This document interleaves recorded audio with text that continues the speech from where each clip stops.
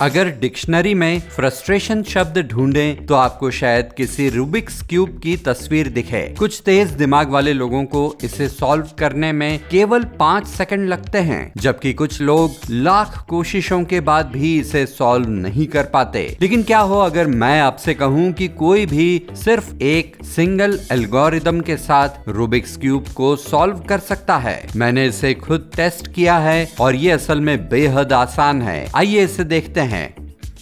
ठीक है, शुरुआत के लिए आइए देखें कि 3x3 क्यूब में क्या होता है। इसके 3 मेन पार्ट्स होते हैं, सेंटर, एज और कॉर्नर।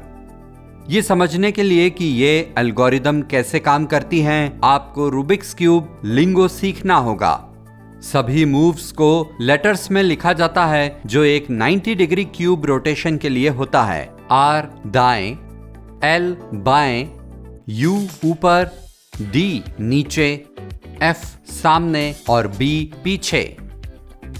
एपोस्ट्रोफी का मतलब है कि लेयर को 90 डिग्री से काउंटर क्लॉकवाइज घूमना चाहिए। नो एपोस्ट्रोफी का मतलब है कि ये 90 डिग्री क्लॉकवाइज घुमाना है। जब लेटर के साथ कोई नंबर होता है तो ये बताता है कि आपको इसे कितनी बार घुमाना है। आज इस एल्गोरिदम में हम केवल इस पीले जोन के साथ काम करेंगे। अब आप वीडियो को पॉज कर सकते हैं और रोटेशन की प्रैक्टिस कर सकते हैं। तो ये रही मेन एल्गोरिदम। आपके दाहिने हाथ के लिए ये R एपोस्ट्रोफी U एपोस्ट्रोफी और एक बार फिर R एपोस्ट्रोफी U एपोस्ट्रोफी होगा। यह आपके बाएं हाथ के ठीक अपोजिट है। L apostrophe U apostrophe L U और फिर L apostrophe U apostrophe L U। आइए देखें कि असल में ये कैसा दिखता है। दाएं हाथ की तरफ R एपोस्ट्रोफी U एपोस्ट्रोफी और एक बार फिर R एपोस्ट्रोफी U एपोस्ट्रोफी। अब बायां हाथ L apostrophe U apostrophe L U और फिर L apostrophe U apostrophe L U। आगे बढ़ने से पहले वीडियो को रोकें और तब तक प्रैक्टिस करें जब तक आप इन सभी मूव्स को अच्छे से न करने लगें। इससे बाद में आपको मदद मिलेगी।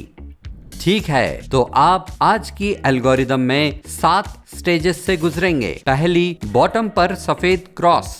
दूसरी, बॉटम कॉर्नर्स। तीसरी, मिडिल लेयर। चौथी, पीला क्रॉस। पांचवी, टॉप लेयर। छठी, टॉप कॉर्नर्स। सातवीं, फाइनल गोल। पहली स्टेप, बॉटम पर सफेद क्रॉस को सॉल्व करें। यहाँ एक सफेद क्रॉस बनाना है और इसके किनारों को हर साइड में सही रंग के सेंटर के साथ अलाइन करना है। यहाँ मैं पहले इन्हें मिला दूंगा। चलिए अब शुरू करते हैं। शुरू करने के लिए आपको इस सीक्वेंस को बनाना होगा जो कुछ हद तक डेजी जैसा दिखता है। यह असल में बहुत आसान है और इसके लिए किसी खास एल्गोरिदम की जरूरत नहीं है। इसे खुद आजमाएं।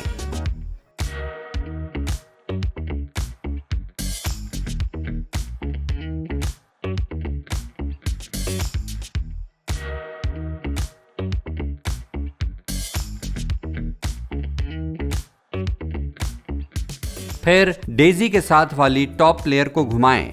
लेयर के राइट कलर्स को सेंटर के रंग के साथ अलाइन करें और इस लेयर को 180 डिग्री पर घुमाएं। बचे हुए व्हाइट्स के साथ भी ऐसा ही करें।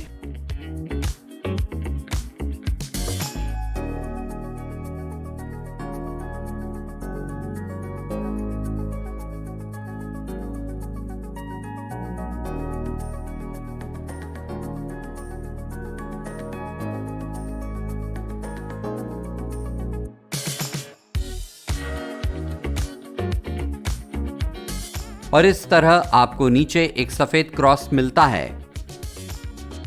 दूसरी स्टेज, बॉटम के चारों कॉर्नर को सॉल्व करें। इस स्टेज पर आपको क्यूब के लोअर कॉर्नर्स को सही जगहों पर रखना होगा और क्यूब की वाइट साइड सॉल्व हो जाएगी।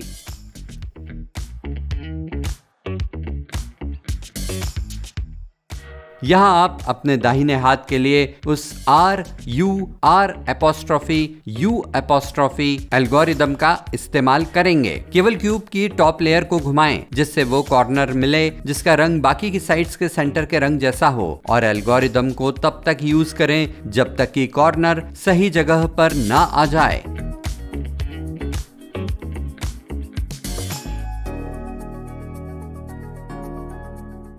बाकी कॉर्नर्स के साथ भी ऐसा ही करें।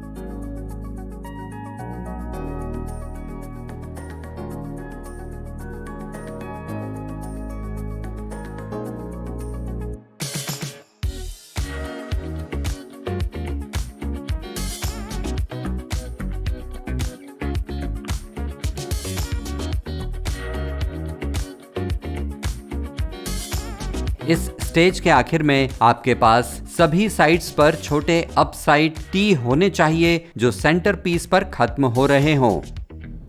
तीसरी स्टेज, मिडिल लेयर में चारों किनारों को सॉल्व करें। इस स्टेज पर आपको बाकी मिडिल लेयर को सॉल्व करना होगा जिससे आउटर ब्लॉक्स का रंग सेंटर के रंग जैसा हो जाए।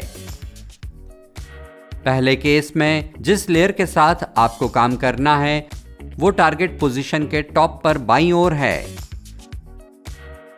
आपको इसे सही रंग से मिलाना है। आप इसे इस तरह कर सकते हैं। अपर पार्ट को बाईं ओर घुमाएं, दाहिने हाथ वाली एल्गोरिदम का इस्तेमाल करें। क्यूब को बाएं घुमाएं, बाएं हाथ वाली एल्गोरिदम यूज करें। दूसरे केस में जिस लेयर के साथ आपको काम करना है वो टारगेट पोजीशन के टॉप पर दाईं ओर है। आपको इसे वहां के रंग से मैच करना होगा।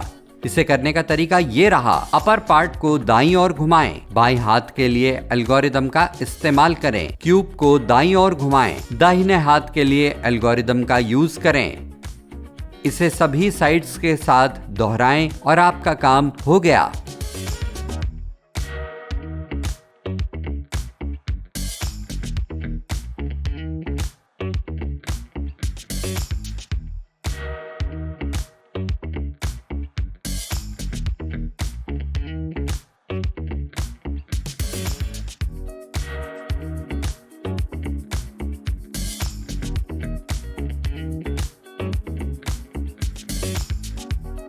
चौथी स्टेज, टॉप लेयर पर पीले किनारों को सॉल्व करें। सबसे पहले आपको क्यूब की पीली साइड पर एक पीला क्रॉस बनाना है।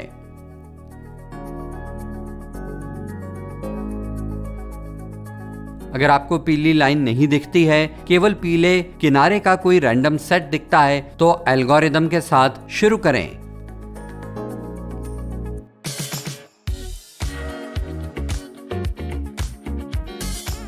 जैसे ही आप पीली लाइन देखते हैं वही एल्गोरिदम इस्तेमाल करना शुरू करें।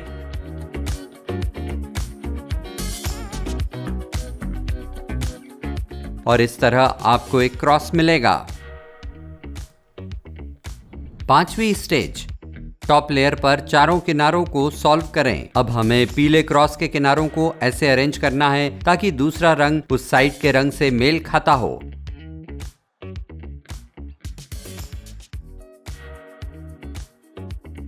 आइए शुरू करें। कोई ऐसा किनारा ढूंढें जो पहले से जगह पर है। उस रंग के साथ अलाइन करने के लिए क्यूब की टॉप लेयर को घुमाएं। ये जरूरी है कि केवल एक किनारा मैच करे। अगर उनमें से दो मैच करते हैं तो आपको किनारों को मिक्स करने के लिए थोड़ा मॉडिफाइड एल्गोरिदम यूज करना चाहिए।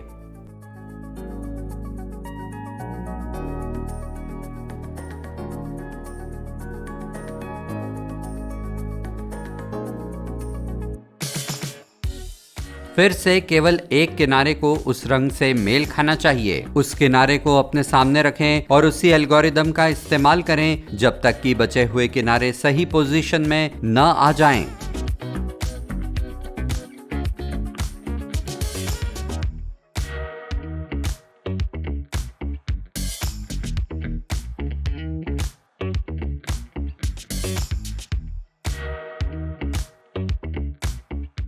देखिए,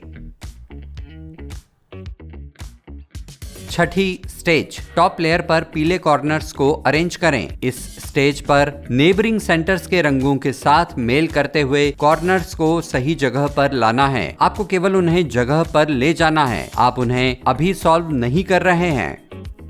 उस कॉर्नर को ढूंढें जो पहले से ही जगह पर है। इस केस में ये सही ढंग से घुमाया गया है, लेकिन ये जरूरी नहीं है और थोड़ा मॉडिफाइड एल्गोरिदम का इस्तेमाल करें जब तक कि कॉर्नर्स अपनी जगह पर ना आ जाएं।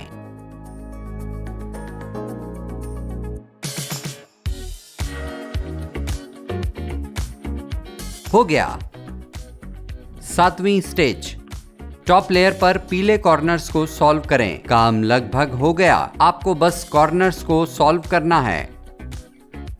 क्यूब को इस तरह घुमाएं कि पीली साइड आपके सामने हो। आप अपर राइट कॉर्नर पर काम करेंगे। आइए इसे कॉर्नर बाय कॉर्नर सॉल्व करते हैं। क्यूब को घुमाएं नहीं और सब कुछ स्टेप बाय स्टेप करें। इस स्टेज पर बहुत से लोग गलतियां करते हैं और सब कुछ दोबारा शुरू करना पड़ता है, इसलिए सावधान रहें। उस एल्गोरिदम को यूज करें जिसे आप पहले से ही जानते हैं। इसे थोड़ा मॉडिफाइड ऑर्डर में तब तक करें जब तक कि कॉर्नर सॉल्व न हो जाए। एक बार जब आप एक सॉल्व कर लें तो अगली पर जाने के लिए आपको फेस करने वाली साइड को घुमाकर उसी एल्गोरिदम का इस्तेमाल करें।